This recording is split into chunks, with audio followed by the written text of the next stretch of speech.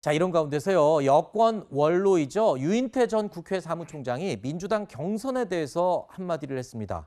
이렇게 말했습니다. 경선 이제 끝났다. 이런 평가를 해서 눈길을 끌고 있는데요. 유인태 전 사무총장은요. 첫 지역 경선에서 이재명 지사가 과반 득표율을 달성한 점을 언급하면서 앞으로 이 격차가 더 벌어질 것이다라는 예상까지 내놨습니다. 그러면서 이낙연 전 대표에게 질문을 던진 기자들을 향해서 참 잔인하다 이런 말까지 했는데요. 유인태 전 사무총장이 언급한 그 내용 잠시 보시죠.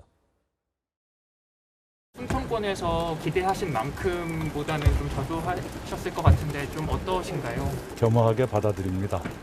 그리고 앞으로 최선을 다하겠다 하는 그런 마음입니다. 전략적으로 수정이 불가피해 보일 것 같은데요. 그건 나중에 말씀드리겠습니다.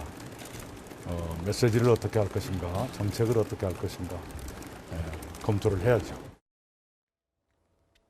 자, 나중에 말하겠다라면서 말을 아끼는 이낙연 전 대표의 모습까지 저희가 보았는데 역전 가능성이 없다, 끝났다.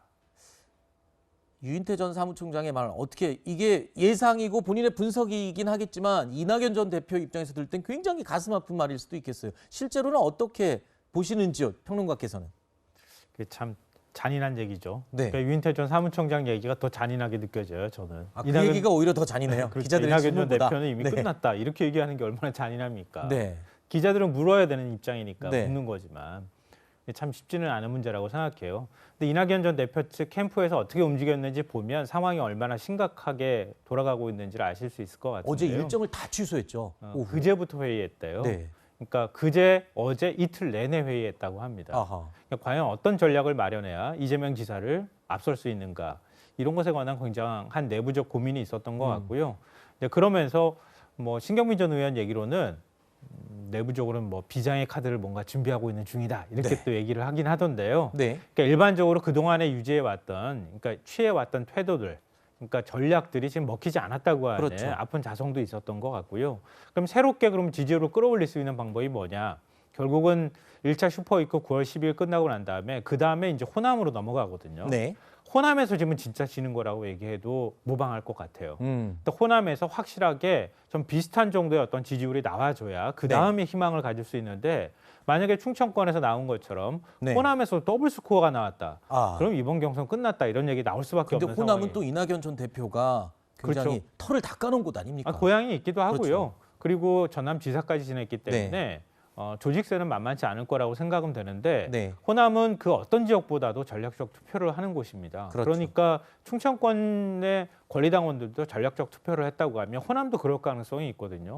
그럼 그걸 어떻게 그러면은 반전시킬 것이냐. 이게 이낙연 전 대표 측의 최대 고민이 아닐까 싶습니다. 네. 지금 김성원 평론가는 유인태 전 사무총장의 끝났다라는 말이 너무 더 잔인하게 들렸다라고 하는데 글쎄요. 전화위복이 또 될 수도 있지 않을까요? 이번을 계기로 또 더 분발을 할 수 있는 계기가 되지 않을지 이수희 변호사는 어떻게 보세요? 저도 마찬가지죠. 아, 훨씬 그래요? 더 잔인한 얘기고 진짜 거의 이 정도 되면 확인 사살을.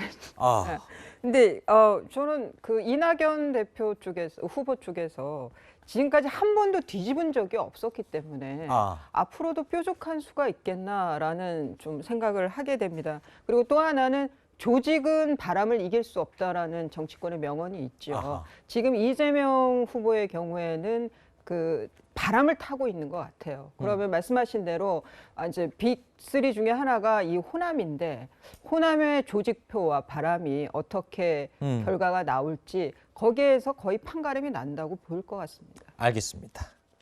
자, 조직은 바람을 이길 수 없다라는 정치권의 얘기가 있다고 소개를 해주셨는데 지금 이낙연 캠프에서는 조직이 바람을 이기는 방안을 지금 골똘히 아마 준비를 하고 있는 것으로 예상이 됩니다.